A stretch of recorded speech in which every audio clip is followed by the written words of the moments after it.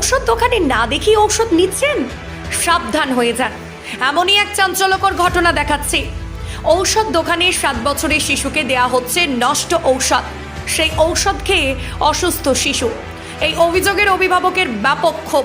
ঘটনাটি ঘটেছে হুগলির আরামবাগের হাসপাতাল মোড় সংলগ্ন এলাকার একটি বেসরকারি ঔষধ দোকানে। এক ব্যক্তির অভিযোগ, তার 7 বছরের শিশুর ঔষধ নিয়ে যায় ওই দোকান থেকে। সেই ঔষধ খাওয়ালে অসুস্থ হয়ে যায় শিশু।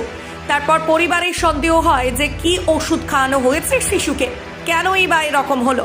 তারপর সেই ওষুধ পরিবারের লোকজন দেখেন নষ্ট হয়ে গেছে।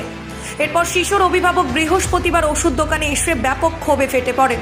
যদিও ওষুধ দোকানের মালিক তিনি বলছেন ঔষধের ভেতরে একটু ড্যাম হয়ে গেছে, ঔষধটা ডেট ফেল হয়নি। প্রশ্ন উঠছে, এভাবে যদি ঔষধ দোকানে ঔষধ দোকানদার ঔষধ না দেখে দেন, এই দায়ভারটা কে নেবে? আর যদি আরো বড় কোনো দুর্ঘটনা ঘটতো, তার দায়ভার কে নেবে? আর এই ঘটনা জানাজানি হতেই এলাকায় ব্যাপক চাঞ্চল্য ছড়ায়।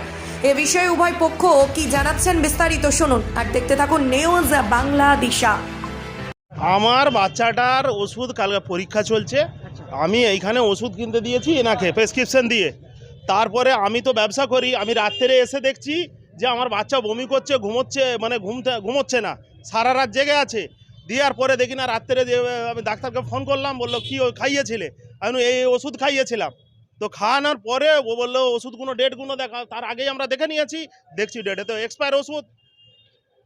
বলুন, এবার রাত্রে আসতাম, আমি সকালে এসেছিলাম, ওই আমার প্রতিবেশী লোক আছে ওইখানে পাশে, মানে মানে যে এর রঙালা আছে, ব্লু প্রিন্ট আমার চেনাশোনা, আমার এই পাশেই বাড়ি। আজকে এরকম সমস্যা করে গেছে, আমার বাচ্চাটা আজকে স্কুল যেতে পারছিল না। আমার বাচ্চারা হচ্ছে 7 বছর 8 বছর বয়স। বাচ্চার নাম গোলাম। ওই শিশু হচ্ছে স্কুলে পড়ে। আমার নাম মতি ভাই, শেখ মতি। আমার বাড়ি এই লিং রোডে। ও কালকে রাত্রে নিয়ে গেছি সন্ধ্যাবেলা।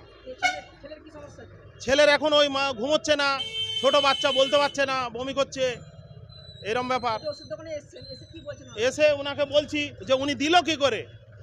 এবার বাড়িতে শুনুন, বয়স্ক লোক থাকে, তারা খাইয়ে দেয় আর দেয়, আমরা ব্যবসা করি আর করি। ওর মাও ছিল, দেখেছে। তারপরে হ্যাঁ, মানে এরকম ব্যাপার। দিদাকে বলেছে, সে বয়স্ক মানুষ, অত চোখে দেখে না, খাই দিয়েছে। ওর মা ছিল, ওর মা কাজে ব্যস্ত ছিল। আমি কি চাইবো? আমার বাচ্চাটার এরকম ক্ষতি হলো, এই জিনিসটা তো আর আমার বাচ্চার এরকম হয়েছে, অন্য কোনো বাচ্চার না হয়, এটা তো একটা ব্যাপার, মানে এ করা দরকার। ইনি তো চেক করে ছেড়ে দেওয়া দরকার এটা। সেটা আমি পরে দেখছি, চিন্তা ভাবনা, এনার সাথে কথা বলি।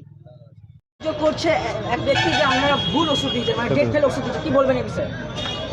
ওষুধটা ডেট ফেল নয়, ওষুধটা এ মাস পর্যন্ত ডেট আছে।